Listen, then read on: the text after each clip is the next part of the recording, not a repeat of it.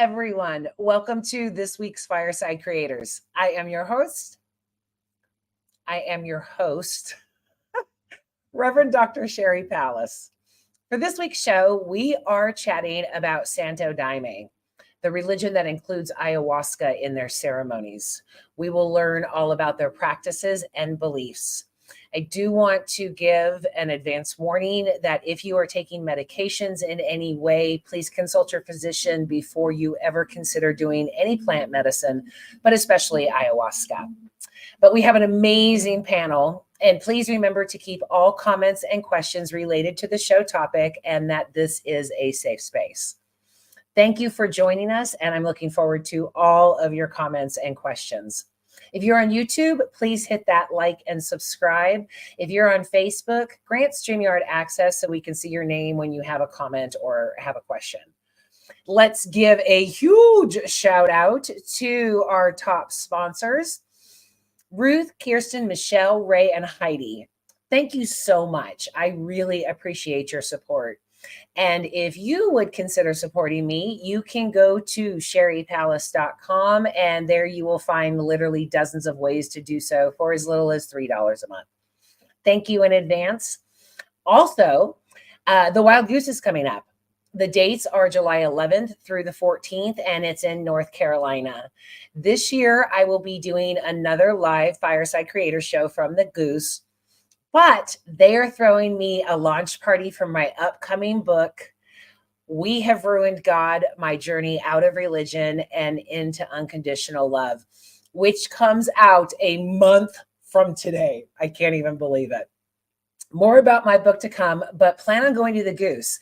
I even have a special $50 off discount code. Go to www.wildgoosefestival.org and enter AFS24. They have crazy codes this year. You'll get $50 off your adult weekend tickets. So thank you for welcoming us into your homes and joining the conversation. I appreciate you all. Let's meet our guests and get smarter. David McRoberts works with a variety of plant medicines, but primarily Kambo. Kambo comes from a frog that lives in the upper Amazon rainforest. David is a certified IAKP practitioner. He does not serve, but works with ayahuasca 2 to 3 times a month. Overall, his personal goals are to accomplish his own healing and lead others to the magic behind plant medicines, if they feel called to do so. Welcome, David. Hi. Good to have you back. And the audience will see Brenda. Brenda Schmidt was born in Roseville, Minnesota. She graduated from Augsburg University with a BA in Mass Communications and Film. Brenda moved to Los Angeles and has worked as an actor for 24 years. Since 2015, she's been a member of the Santo Daime and a Pushadora, which is a lead singer for I'm not going to get this right, the Church of Los Angeles. Thank you, Brenda. It's good to have you both back on the show. We talked about, I think it was January, about plant medicine in general, and I wanted to know more about your church. So welcome again, and do tell first of all, how did you even find this place? Well, I'll let Brenda go first as she found it first. Okay. So I started doing plant medicine in 2009, specifically ayahuasca, like under more of a ayahuasca traditional style of with a shaman from Peru. You lay on the floor and go through like all sorts of different experiences, and you listen to a soundtrack of music. Usually starts with prayer or some sort of lecture. And so I started there. And funny enough, my first experience was with ayahuasca is what kind of was the premonition for what would later, 7 years later, joining the Santo Daime and getting immersed in that tradition and that church became, because the whole experience was sort of about this being my path, which I thought. Oh, wow. Okay. at all. I went there to like figure out which boyfriend I was dating was the love of my life, and when I would like achieve awards as an actor, and all the just the the superficial. Yeah. Ended up leaving with a lot different information about where my life was heading, and so I was disappointed, but also had no idea as to how the things that told me were going to arrive and in what form. So many The same thing happened to me with the first time I did it. I was angry. Ooh, I was mad. And it took so long for me to process that. So yeah, I mean, I get that. I was expecting like, woohoo, all this healing. And then oh all of a sudden it was like, I don't like what you just told me. yeah, and that's the beginning of healing your ego. Yeah. And come in fully in ego, Yeah. like answers, and you leave Yeah, it was. up and a little bit confused, but also with some interesting, like I would say, homework Hmm. to work on. And so many years later, I dabbled in ayahuasca like once a year for a few years, and then joined another group, and started kind of just like it piqued my thirst for exploration. And Mm. by the time I found the Santo Daime, that's an entirely different story. But I was going through a lot of like really a kind of a dark period of my life, and someone had suggested the Santo Daime to help clear energies from doing all these medicines, and I was kind of going down this weird path with the medicines, and so I found the Santo Daime, and the moment I arrived in that church and drank that sacrament, I felt a sense of being home, and I knew this was the place that I was going to find what I was looking for, and I promptly joined the church a year later, and 10 years later I'm still here. Didn't expect any of that either. It wasn't planning on joining a church, and that was not my, none of that was the journey I thought I would be on. So it's been really beautiful, deeply transformational, humbling, and I'm just so happy because I met David. I was going to say, you getting to that church also brought him into your life. The miracle, yeah, of my life for sure. David, what brought you? So around 2017, I started I was going through a lot in 2017, mainly from like 2012, 2017. Separation from my children, my mother, because that was 2010. And then through all those years, like constant like battles, and over the kids, and just a lot of tension in my life. So it got to a point where I just had I just had an awakening, and I got brought to do combo. It kind of got led to doing combo, the one we talked about, the one I work with now. I started working with that medicine. And just real quick for the audience, combo comes from the frog, right? Combo comes from the frog, and you apply it to the skin. You apply it to the surface of the skin after you just burn like a really light burn. They call it. Yeah, that's when they lost me with that one. Yeah, and then you apply it into your bloodstream, and it basically purges all the physical toxins, all the emotional trauma, spiritual. It's a really amazing medicine to work with. It's pretty intense though, as I think I told you on your last show. Yeah. So I was led to that medicine, and I was doing that, and I was led to a practitioner there that I looked up to, and she turned me on to ayahuasca because that was kind of like the prerequisite. Combo was like a prerequisite to, like, I guess, kind of ayahuasca. It can be. And I sat in some ayahuasca circles, and a couple good ones. And then I went to some ayahuasca circles, and there was some weird stuff going on there. I mean, it sounds hokey pokey, but you have to kind of like be aware of like who you're sitting with and drinking these hallucinogenics with, because people are like doing different dietas with like different, going down there and like doing different dietas with plants and different trees, and they're embodying the spirit of these different these trees and these plants, and they'll bring that spirit into the ceremony, or people are doing like, I don't know, you could call it like spells, whatever they're doing. So there's weird stuff going on in this one thing. I got a bad vibe from this one circle, and this girl, the same girl that led me to that circle, was telling me about the Santo Daime. He's telling me I needed to come there, and I ended up having. I was kind of torn between going to ayahuasca and Santo Daime. I kind of liked both, but then I was having those bad experiences in the ayahuasca, and I did San Pedro one night, and on that I needed to stick with the Santo Daime, and so ever since then I just joined forces with them, met Brenda, and I don't think I've in the last 4 years since I've joined, I've never like sat outside. I've never drinking ayahuasca with anybody else outside. Oh, wow. Okay. That was kind of it. Basically, to sum it up, I had a real bad experience in ayahuasca ceremony that wasn't Santo Daime, and that just made me go there. What I experienced there at the Daime was a completely different thing. Everything's very structured. It's very like they're only calling in like light. They're not calling in anything else. You know what you're getting. So I felt very safe, and that's what led me there. Yeah, after I had done ayahuasca in Costa Rica, again, it was traumatizing. Um, but healing can be, right? I mean, I don't regret it at all. I would not be who I am or where I am right now without it. I recommend it to everyone who is able to do it and who feels led to. I do believe in the mysticism that it calls you. So perhaps if you're not being called to do it, then don't. But right after I had done it in Costa Rica, I was living in Florida at the time, and I started researching where I could get it done here locally or whatever.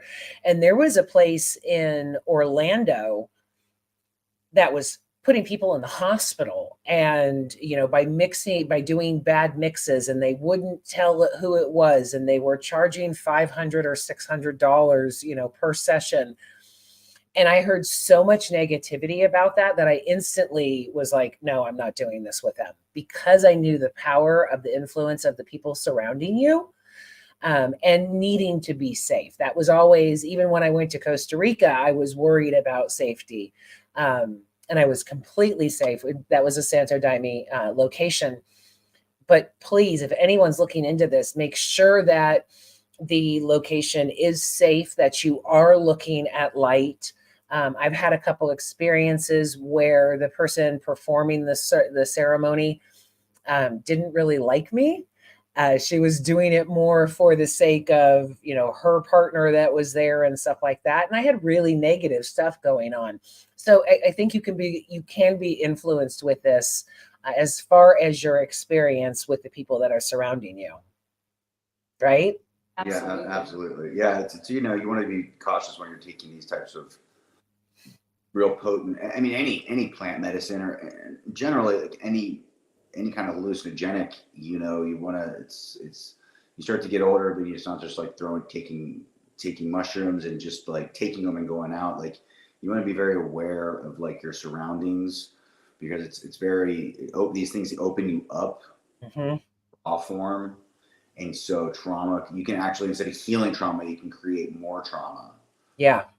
Being in a safe container. Right. So yeah, I mean, and making sure that I've told this story a couple of times, but on my way to Costa Rica, actually right after we landed in San Jose, we picked up this mystic. And I had told her that I was doing it, and I was like kind of cocky, and I was like, bring it on. And then of course, after the session, I was like, please be paid, please go easy on me. So, I think the attitude is part of it also, but it will kick your ass, but heal you at the same time. And I'm sure you've seen that all over the place with your church. Yeah, I mean, there's this, even people who've been drinking medicine for a long time, what I've come to realize over the years is that there's this tendency to want to run when things get uncomfortable. And it's definitely going to bring up at some point something. It can also bring up like the most beautiful bliss. You can like speak with ancestors. Yeah. And see God, and it can bring up this euphoria, but it also tends to bring up the things that you're like suppressing and don't deal with, because that in itself is the way to healing. And so going in, like we have different sayings, from elders and wisdom that's come through the tradition of the Daime about you can have joy in the suffering. So like when you're amidst something really painful, like a childhood trauma memory coming up, or just deep feelings of like anxiety and depression that are coming up from what you like try not to feel on the daily basis. Different, like there's a way to like have a different attitude while you're feeling the pain and the suffering and accepting it and allowing it and knowing it's going to pass. Yeah. And no, it's like it kind of teaches you how to self-parent. Yeah. Ultimately, I mean, it generally passes. It generally passes by the time the work's closed. It generally passes. I've had like low grade, but like medium anxiety like throughout the work, and I'm just like, oh my god, this is weird. And because some of the times I'm like, wow, this is great. Like I feel great. At first you can feel a little uncomfortable coming into taking it, and then things will come up, and you might feel this like, wow, this low grade anxiety, and I'm like, where is this coming from? But by the end of the work, normally it's gone. Like right at close, it'll just go. It'll just be gone. So it's Yeah. a lot of different. There can be a lot of different things that come up. All sorts of different emotions, anxiety, crying and throwing up and going to the bathroom number 2, like perspiring, yawning. There's many ways to release trauma and these energies in your body. Yeah, and as you get more experience, I think you start to learn how to get to move past these. You're not in the beginning. People might just be laid out on the ground for a while, but as you drink more and more, you can figure out how to get past these passages, how to clear this stuff. Calling guides in, or just using different scented oils and whatnot to bring yourself through. There's different tricks that you can do. Yeah, the jungle. There's an oil called Sapa that we get from the Wanwa tribe in the jungle. They're affiliated with the Santo Daime, and it's this very potent oil made from a root of a plant that they've been using for centuries and centuries, right? And so sometimes when the daime comes on really strong, or ayahuasca, either or, you can use it. It's this smell that you rub on your hands, and you just inhale it and kind of rub it over the back of your head, and it'll just pull you out. It like clears it all away. There's like little remedies and things, but ultimately you want to look at what's happening and why you're doing it. You ultimately want to know what's happening. Yeah. I mean, that's the purpose, right? It's like you don't go to therapy to prove that you're okay. You go to therapy to get help and, and deal with those things. And I think ayahuasca is so similar to that. If someone doesn't want to do it, then I don't think they're going to get. My ex, everybody saw things in him while he was on ayahuasca because he was doing it for the party. And then finally it like overtook him to where he was like, I don't even want to see this stuff. My question right then was like, well, then why did you do this? If you're not looking to heal, if you're not looking to process that trauma, ayahuasca is not a party. I mean, not at all. But I also don't think that it's fully encompassing, because when I have had messages that I just couldn't take anymore, I opened my eyes and said, enough. And then it stopped. I didn't, it wasn't, I had gotten the message. I didn't need to hear it again. And then I was okay at that point. Do you see that with people coming into your church? Do you see that, like with people saying, oh my God, this is too much? And you just give them the oil? No, I mean, that's necessarily, you can do that, but these are like tricks that we've kind of used kind of over the years, kind of figured out, so you can do that. But if somebody's new, a lot of times, not everybody, but a lot of times there's like a kind of like, I would say, a boot camp period. Okay. Going through and you're clearing all this stuff, and it's just like you're going through it. Like it can be difficult, and there's like nothing. But as you get more experience, then you can start to like I said, you can come up with different ways. So it can be too much for some people, and that's why it's a very select group of people that are like actually like really committed to this. Yeah. Because it's a commitment. We call these works. They're not like exactly not parties. It literally works. You're so tired after, you feel great. You feel amazing afterwards, and everything's just fine, and all the problems that you had and everything you're worried about is just like it's all good. But you're tired. So it's a very select. So for a lot of people, it can't be too much because it's a very select few that actually make it past a certain amount of years. And like even I've done it for like slightly over like 4.5 years now. I'm still considered really new. And Brenda's 10 years in, and now she's just starting to like be considered a veteran. There's people who have been in it for 25 Because years. you people that 10 years, the people have been at 10 years and they're just gone. They're just done. Wow. Yeah, they just leave because it just becomes like, It's just it's an interesting journey. I mean, I want to make the distinction too from ayahuasca to Santo Daime is that we are a mostly legal organization, like a religious, spiritual organization. So Yeah. it's donation based. This isn't like there's one person waving feathers over you and like claiming to like heal you of all your problems for $350 for a night. Yeah. You know, it's just kind of the common thing now. It's like ayahuasca. Yeah.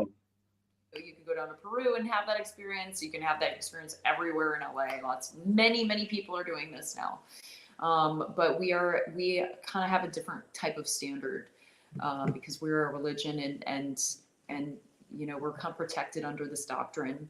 So to use it for religious purposes, and if you choose to become a member, you usually have to receive it through the medicine, and then we do a ceremony to with certain hymns at a certain point within a work where the leaders will pin the star. There's a star, you wear a little badge, and you're like, I'm now a member of this church. And you wear a little outfit. The girls wear a white blouse with a navy blue pleated skirt, and it's got like the star of Santo Daime, which is our kind of an emblem. And then we have a six-pointed star in the middle of the room with a cross, a big cross, and pictures of the elders at the table, and the musicians sit around the table. I'm sure we have a picture of this. All the men are on one side, all the women are on the other, and we stay seated and or standing the majority of the ceremony. This isn't like you lay down with all your pillows and you get cozy and we do it. And the whole thing's in the daylight during the day. So it's the most polar opposite experience of a traditional ayahuasca ceremony. Yeah. Right? Like you go home when it's done. You don't spend the night. We don't invite people. Generally, you're not supposed to like invite people. People are supposed to tend to want to ask you to come. There's a whole procedure. People of how we do not bring someone unless there's like certain things they ask, certain amounts of times they add. Like there's a whole thing. It's not like we're trying to like grow and take over the world. It's like we're very insulated, and I think Insulated but not exclusive. Yeah. Not exclusive. It's just that people are gonna show. They're just show people they want people that show interest, because it's because most people, you can go out there and invite a bunch of people, and majority of them are not want their Yeah. You know what I mean? I mean, yeah, it's like twice a month, and sometimes even more than that. So almost every single weekend we're in ceremony. Yeah, and I'm going down to Hawaii from the 22nd to 29th to make Daime. So That's cool. Great, yeah. So that'll be a whole experience. So I would look at it as kind of like therapy, where you would go and then you can kind of graduate because you've worked all your shit out. But you're saying that it's more of a, come and stay forever type thing. Am I wrong in saying that? Well, yeah, because we're kind of always creating trauma. So True. World, right? So it's like, yeah, not one thing. You might clear up all the stuff from your childhood and get past that, but then there's always something else from your childhood, right? Like, yeah. I was telling you about a trauma earlier today. I mean, like peeling back the layer of the onion as you're putting more layers on the onion. Yeah. So you do get better, though. I mean, you do get better. Like leaps and bounds. Like I'm a completely different person than I was 5 years ago. So for me personally, just because the personal growth, I don't think that you ever do stop growing and evolving as a person until you like ascend into is just true. So for me, like it's kind of, and they're not like, the other thing about them is we're not like, hey, you can't do Buddhism, or you can't do this, or you can't do this. You can do really anything you want. Spiritually. Like it doesn't matter. They're not like saying you have to just solely be Santo Daime. Like we have people that are Buddhists, we have people that are Jewish. It gets some people like I find get a little like, uncomfortable because we sing a lot about Jesus and the Holy Mm. Mother Mary, and some of the hymns from 100 years ago are like fire and brimstone a little bit. Yeah. So some people like will feel a little squirmish about that, and we do pray like Christian Catholic prayers before and after. Mm. That's interesting. So, Yeah. yes, to answer your question, I think it's about for me it's going to be something I do for the rest of my life that I foresee, at least, but not for everybody. Some people might just need it for a short stint and then move on to the next thing, and that's okay. Yeah. Right? Okay, because someone leaves, we're not like banging at the door like, hey, you got to come back. No, people leave, and that's Not it. Scientology. They still love that person. It's great. They got to do their own thing. Maybe I still talk to people that I first met that were in it forever, and I still friends. Not that I'm not friends with them anymore. I'm still friends with them. So it's not like And people also come back. And then people come back. They be gone. gone. People will be there for like 6 years, and they leave for 3 years, and then they come back, and then they'll leave again, and then they come back. Yeah. So it's kind of all over the place as far as what I hear you saying is that the church is there for people who need it. Yes. There's no, requirements for attendance other than commitment of some sort to do the medicine and the work, like you said. If you are to take your uniform and become a member of the church, it is expected that you put a shoulder under the canoe and that you show up for the works. Like I schedule my calendar and my life around the calendar of the church. Right? Yeah. So Saturdays, I know I'm not going to do anything. I know that like I've made my commitment. That's what I want to do. And that's what's expected, but it's not forced. Yeah. Expected, but not forced. Right. And that's the commitment you're making, because you don't have to become a member. You can show up as a guest and wear your whites, is what we call it. Right. And not on the uniform. And you don't really don't have to do anything. Like if you're a member, then you're expected to not be out of your seat for longer than 3 hymns, which is about the equivalent to maybe 10 minutes, right? Total for the entire work. No dancing. Huh? No dancing? There is dancing, actually. Okay. Free flow dancing, by the way. It's not free, it's uniform dancing. Very structured dance. Yeah. Really? Maracas. Yeah. And sing. Like if you're a member of the church, you're required to be musical, even if you aren't. you're bad. Yeah, people, you can Google it and you can find tons of YouTube videos on this. It's all in Portuguese. Everything is spoken in Portuguese. We're learning Portuguese. We sing in Portuguese, and it's really beautiful. There's something really beautiful about tradition and community, and it's something I think that got lost. In the United States and like America it's back in place like Brazil. It's a lot of like poor, they rely heavily on tradition, customs, and communities, and so it's kind of a beautiful experience. It's a great community. That's one thing that we have. There's to circle back on what I was saying about people in whites. You can be a guest and not have any obligations to do anything except for show up and just show up. That's what you want to do. And you can show up once a month, once a year, whatever. But when you do take your uniform, then it's expected that you do help out. With the community part, there is an amazing example of like community and like friends. I can't even like people, if you're like in the hospital, like they will set up like support groups for you, and people will be like praying. Nice. That's the best part of a church. Yeah, they'll come out and help you, stay at your house with you. Brenda did that for a friend. She like helped him through his surgery. Went bad. He lost eyesight, lost his hearing temporarily, and Brenda was there like helping him out and then switching off with other people. Yeah, when you drink medicine with people, you become really close really fast. Yeah. Like one ceremony, and you're like, you feel like you know each other very deeply. Yeah, it's like you went through something together. Yeah, totally. And it's not perfect because they are your brothers and sisters, is what we call them. And so there's a lot of course. Oh my God, I just want to like, you're just so annoying right now, like and it's all our own healings, because you're around these people, and so your things are coming out, and their things are coming out, and then like on that, and that's how you grow, right? So Yeah, I met an American couple in Costa Rica, and we're still friends. You know, they were at the same event, and it was, you know, we kept seeing them across Costa Rica. Like, why are we keep running into you all over this country? But yeah, they're total friends now, and same thing. We went through it together. We bonded over this shared experience. It's when you're really healing and people are there with you, I think it does bond you. I just don't think that there's any way around that. And then north, should there be? Yeah, it's a special experience. Yeah. And it's kind of interesting. There's drinking medicine regularly, you end up relying on your medicine experiences to kind of lead you through life. Like I find like I don't hold on to dramas and traumas and like Mm. react so much because I just feel like I'm more in a flow, and I'm like I'll deal with it this weekend, see what like comes up and heal some of it or parts of it or like untangle it.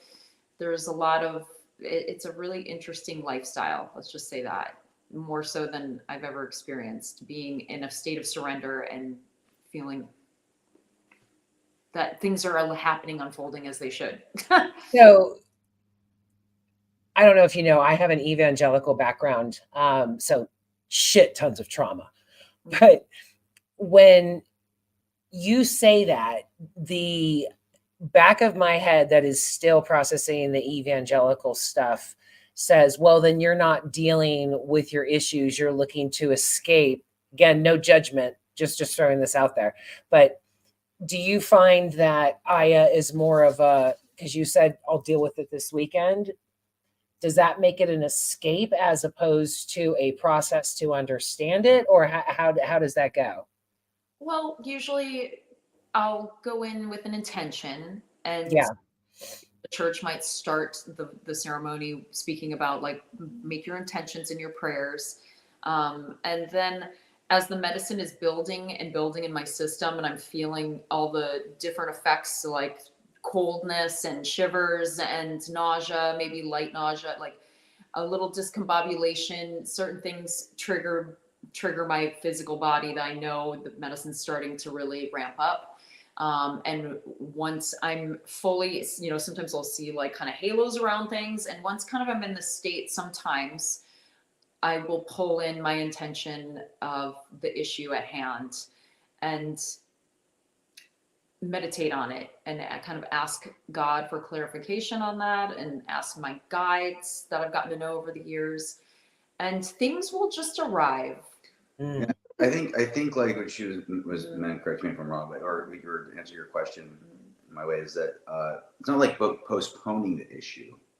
It's like you can know that you have an issue, and but the difficult part in life, as right, we can all attest to, I think, is that it's hard to see your crap when you're in the middle of it. Totally. So when you take these things, it's removing you, and it's putting it out like in almost like it removes you from your crap, and you can kind of see it from a outer point of view, right? And then from there, stuck in it, you can see kind of different clarifications. Now it's not so cut and dry like that. Like, oh, now I had abundance issues, so now I took ayahuasca. Now I know how to do this. Now it's No.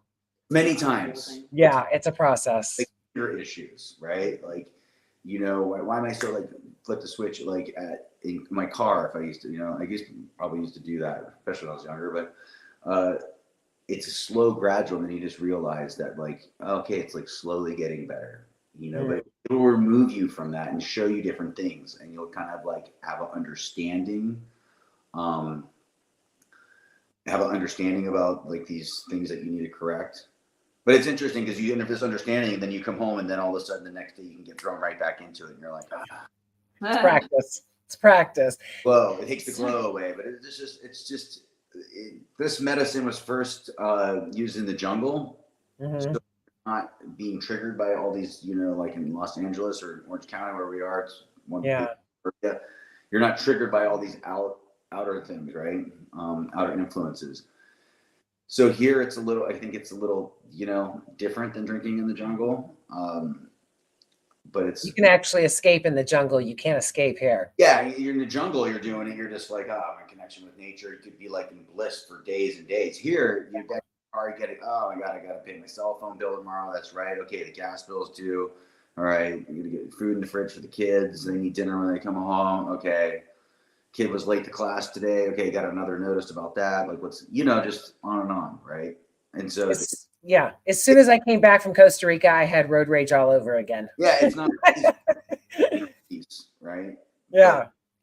It can be done. It's just, hey, maybe somebody can do it after just drinking one time.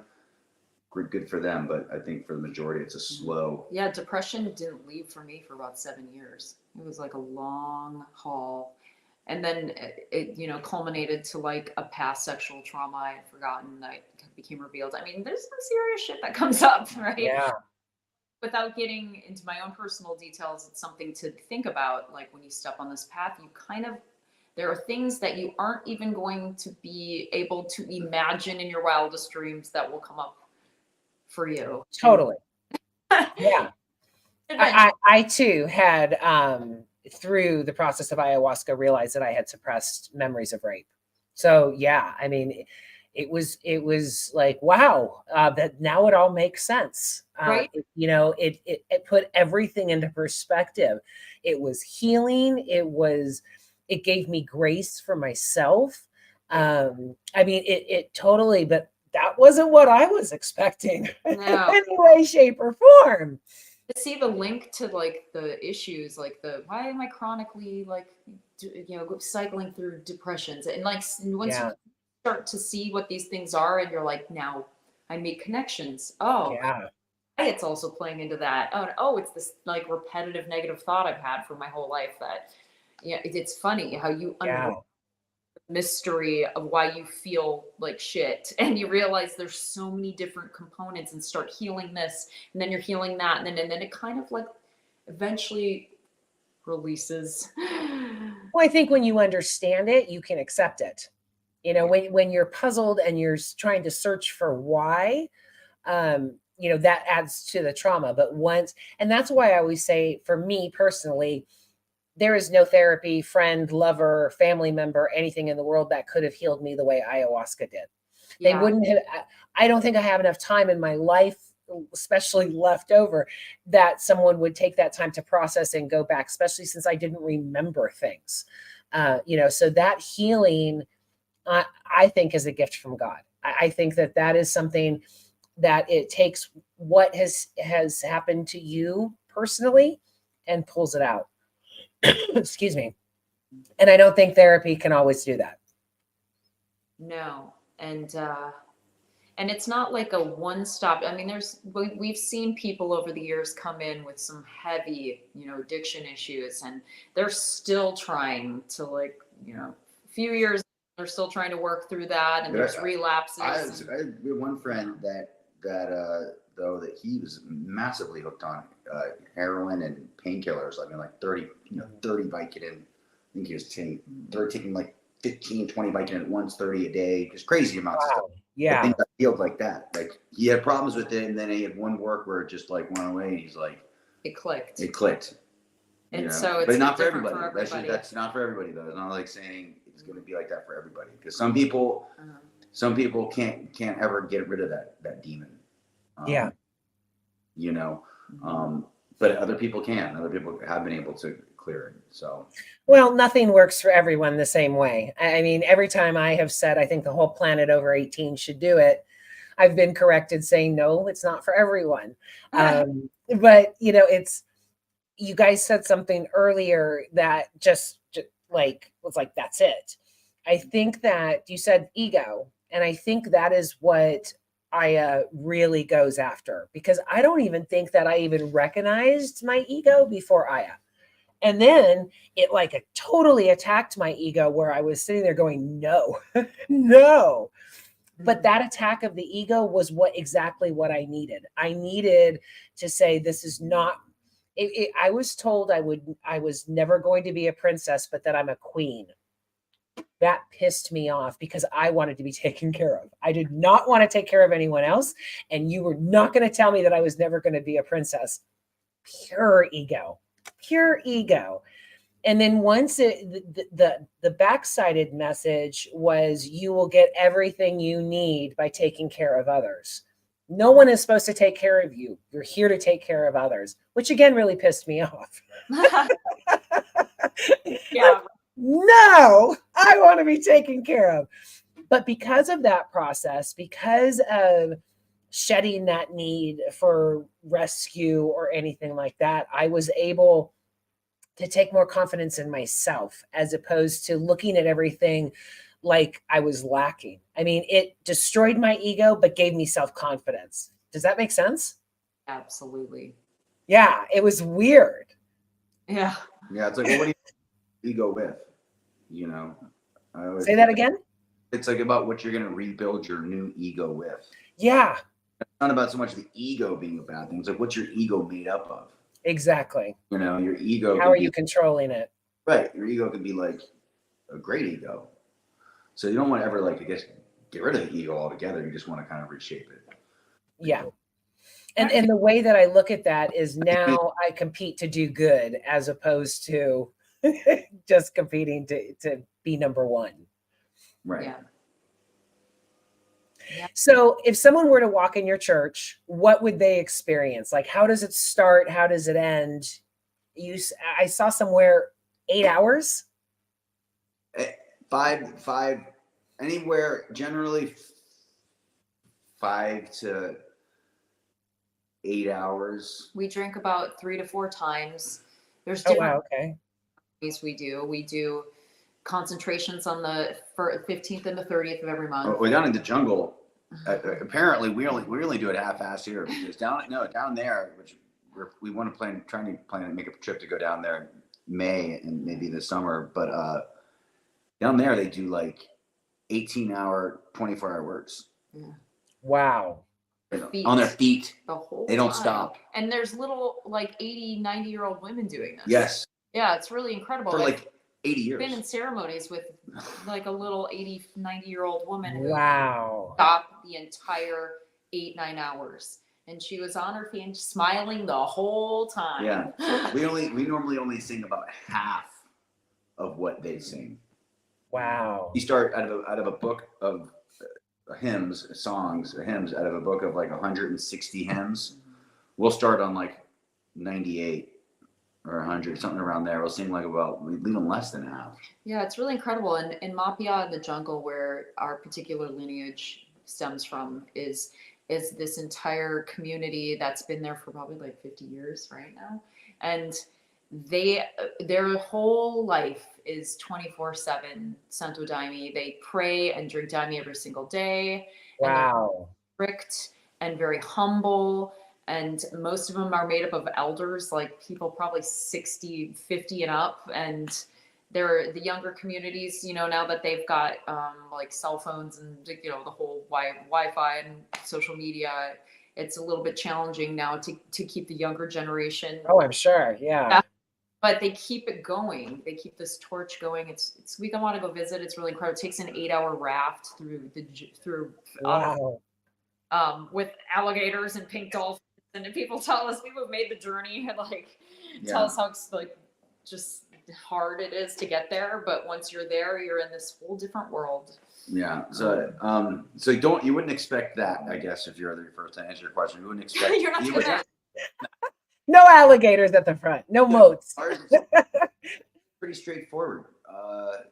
You would arrive, you sign in, do your donation, handle the paperwork. What is the paperwork like? Signing in on your name, put how much you want to donate. They have okay. Like suggested donation $100, but you can give, you give whatever you give can. you give whatever you can. There's no one ever gets. Yeah, when I first went, the very first, I was like, no money. I'd been to like a handful of them, and I was like completely broke this one time, and they just let me go for free. Yeah. So you can expect, you walk in, it's pretty straightforward. You find your seat, talk to people if it's your first time, and I guess some people might. We know who the first timers are. Of course, yeah. And then pretty soon after that, it's just like prayers start. And then as soon as we do prayers, and then we just drink medicine. the medicine, and then right back to your seat and start singing. Wow. Then singing ends and closing prayers, And, you know, we have like a healing area behind where people can leave their seat, and, you know, we lay out we have a guardians, people who are on shifts, like that are members of the church, and we take care of people going through different things, sometimes there's different techniques. Sometimes there's a lot of people laid out. I mean, so you can see a lot of different things in the work. Sometimes the work could be easy work. Nobody's like needs to be in the healing area. Sometimes people are screaming and like sometimes people are like heads are like sobbing, crying, or going through it. And we just carry on through the whole thing. So like we just let people handle their shit. Like this Saturday we're gonna do a strong work. It's supposed to be a massive healing work with the elders. It's called the St. Michael work. We call in St. Michael. And so the elders from like the main leader of the church is coming from president of the church. Yeah, is coming down from he's been here like 5 years, so he's coming down from Brazil. And that first day is going to be a heavy work. So that's what it's called a cura. It's a healing work. So that's going to be expected. There's going to be like 180 people there. Oh wow. Yeah, it's pretty big. So you can expect a lot of people possibly to be laid out on that one. But then the second day is a dancing work, and the inarios that we're singing, the book of hymns that we're singing, they're more like celebration hymns. And so it's, normally they would do like the first day is super heavy, and then in the second day, celebration. And sometimes it's the opposite. Sometimes the celebration works end up being. You never know. That's why. Ideally, they serve like stronger medicine. We have different grades of medicine from 1st to 9th degree. Yeah, so because we have certain in order to maximize the medicine, they figured out how to cook it on different degrees. So they'll cook it, put the root in it. They'll cook it 1 degree is like the first batch. So you boil the jujube, the jujube and the vine. And on the first batch, you pour that out, and then you reboil it again. So that's the 2nd degree, and then 3rd on, and then all the way up to 9th. And I think after 4th it skips, and then it goes to like 9th or something, like 5th or 9th. Yeah, there's a science. But the more it's boiled, the more concentrated it is. Right, yeah, and then you have and it's like just like syrup. It's like honey comes out like dripping. I had that version. It was wild. Strong. Very strong, completely different. 1st degree is more euphoric, it's a lighter feeling. The more hyena, the more leaf in the mix, the more visual, the more vine, the more physical. Masculine and the feminine energy. Like when we do feichios, the women like are in charge of the leaf, collecting the leaves, cleaning the leaves. A feichio, by the way, is when you go and harvest. Make the ayahuasca. Harvest the jujube. You go down there, cut the vine, cook it. The men cut the vine, It's called a feichio. The men and the women are separate, so it's very ceremonial how we even make this sacrament all the way. Interesting. So we infuse it with certain prayers. Yeah, So the difference between daime and ayahuasca is basically daime is made up of just daime and jujube, or just hyena, the leaf, and jujube. It's just straightforward. Certain prayers are said, certain hymns are sung, and that's what makes daime. But in ayahuasca, they can put different other plants in there, and they can put tobacco in there, but everything. So that makes it comes from the vine, right? Same vine, but it's made up of other different elements. And they sing Icaros. And they sing Icaros and do totally other different types of prayers, right? So that's not. Different. They call in different like orishas or different like celestial beings. So just like a different. Yeah, the shaman in Costa Rica brought up that a lot of people add tobacco, and he said that never go to anyone that does that. He's like, it's not real. Anyone that'll mess you up. He supposedly got sick for like 18 hours because tobacco. He did a tobacco dieta where they're just like doing tobacco. No, they said that you should never add tobacco to the ayahuasca tea. Oh, never add it. Yeah. Yeah, never. He's like, you stay away from that, and that was one of the things that they did in Orlando was add it. Yeah, but tobacco is very, very, very powerful. Very healing, but also it's very powerful. It can go up, go bad. People that do tobacco. Yeah. Yeah, there's all sorts of different medicines like that they do in addition to ayahuasca, and the sananga and the hape, and it's a whole world you step into when you drink ayahuasca. So normally at this point, I would say, how does your religion make you a better person? But I'm struggling to ask that question because I think we kind of answered it with, if you are a more healed person, that just translates to the way you are in the world, right? I think the ayahuasca, I think it's different for everybody. I think it helps make you more aware, self-aware. My biggest discovery in the last year, which was like probably my most painful in many, many years of drinking medicine, was like learning how to forgive myself and forgive others and be more like compassionate and understanding. It's easy to like point fingers at people, but it's really hard to turn the finger on yourself. Yeah. And then you do, and then it's like a whole nother like thing, like being in the ceremonies of like self, just a lot of times put like you see people just feeling that self, what is it, like self-loathing. I think I think there's many levels and layers, but I do think it ultimately begins with self-awareness. Yeah. I mean, for me personally, I've had so many different levels of healing. I think my temper, like that's one thing that I didn't even realize that I had, because, you know, especially having kids, and I just got custody of my 2 kids 2 years ago. And that brings up, you know, because you have certain things in you that you don't even realize you have into you, like different traits until you have children, right? And those negative traits that you learned from your parents start to come out, right, and manifest.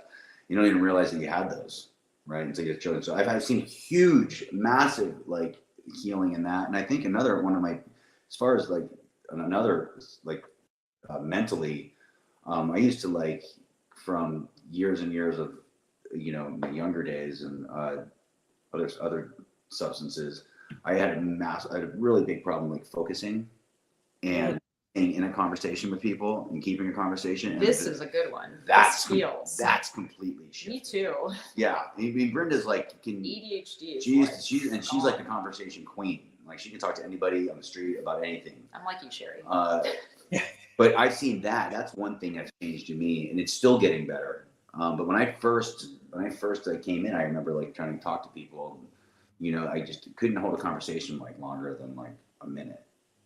Like, yeah, Brenda and I sat across each other from lunch, and I don't think we even knew anyone else was in the room with us. We were just shooting the shit the entire time. Over lunch, remember? Yeah. Okay. No, I'm just like thinking about how it's cool to be close with somebody who's coming up a little behind me, to see some of the things I experienced and watch him go through all these different healing. And wow, he really focuses. So wow, he's like calm. Yeah, I mean, even with like paperwork before, I used to get like so frustrated just to be able to focus on like doing like basic paperwork. And now I hate paperwork. Gotta do it. You know, it's like not even a big. And I'm like, now I look back and I'm like, wow, I can't believe the shift that. And the gifts of you, and it shows you your gifts. Like I never knew I could sing ever. No one in my family sang. Like I didn't even care to want to.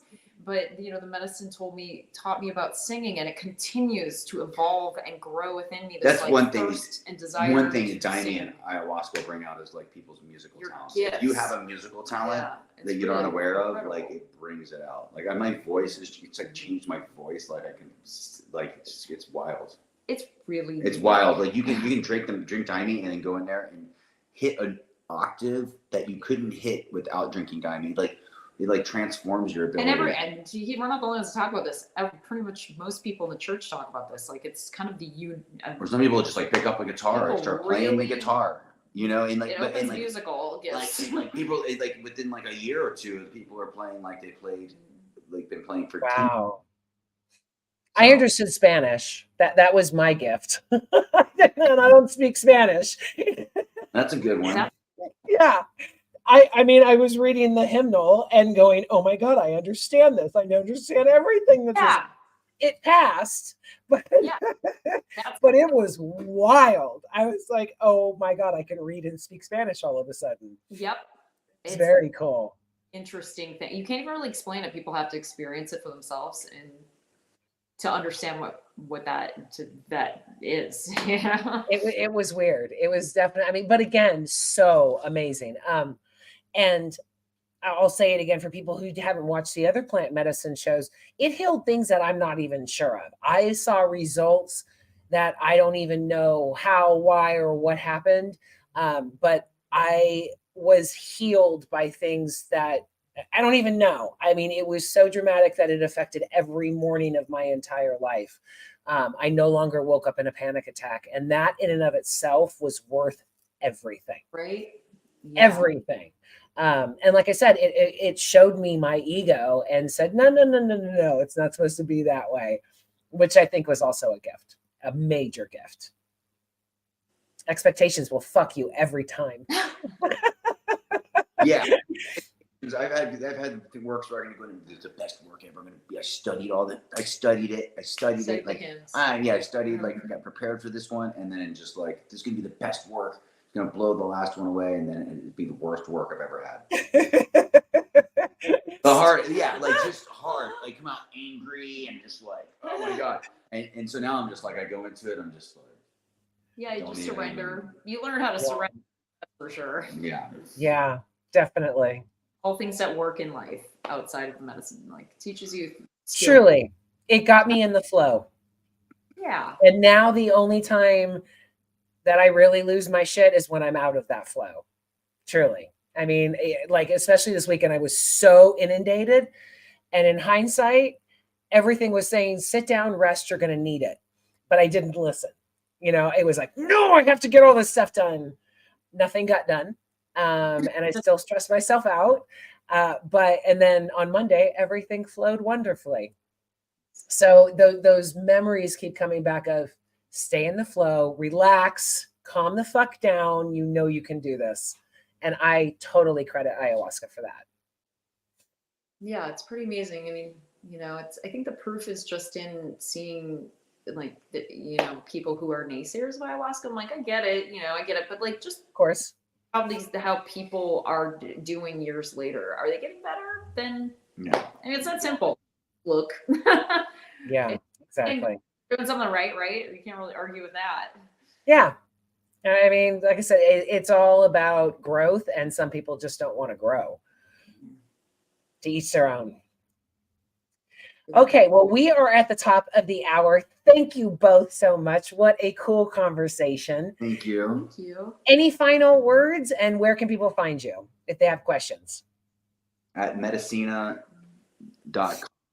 or medicina.com or medicina@gmail.com. That's MEDASEA. Okay, send that to me and I'll upload that to the YouTube. Okay. Yeah, and just letting people know, like, David facilitates combo, bufo, different types of medicine for healing. And can also point people, we can also point people, if people aren't interested in the Santo Daime specifically, and they're like, no, it's just not what I want, we can put you in contact with people that we would trust with ayahuasca. Yeah. So that, people are just want to inquire about that and looking for the experience that way. Because it's not for everybody, like we said. But if they want ayahuasca experiences, then there are safe circles out there, not just the ones that we were talking about being like, dangerous and whatnot. There are people that you can trust out there. It's just about being put in contact with them. For years, I've said, God made pot, man made beer. Who do you trust? And I feel that way with ayahuasca. I think that it is so much safer than pharmaceuticals. But again, you must be diligent in your health and to make sure that you are in appropriate circles. Any final words, Brenda? It's great seeing you. Nice to see you too. I'm good. Okay. Well, I'm going to send you backstage and close the show. Thank you both so much. Thanks. Another great show. I love learning things from fantastic people. Thank you for all of your actually, there were 0 comments and questions today. That's only like the second show. Anyway, I want to give an Aya disclaimer again. If you are on any MAOI inhibitors or any other mood stabilizers, I again urge you to consult your doctor before considering any plant medicine, but especially ayahuasca. Know your stuff, be safe, and heal. I mean, that's the whole point. We don't want to mess you up more, so do it right so you can actually heal. If you like the show, share it and subscribe. We are headed to the VIP lounge to continue the discussion. And for only $3 a month, you could join us and get a chance to talk to the panel. Go to sherrypalace.com and click on the support/subscribe tab, and you will see many ways. Thanks again for watching. Have a wonderful week. And as always, walk in love. Bye-bye.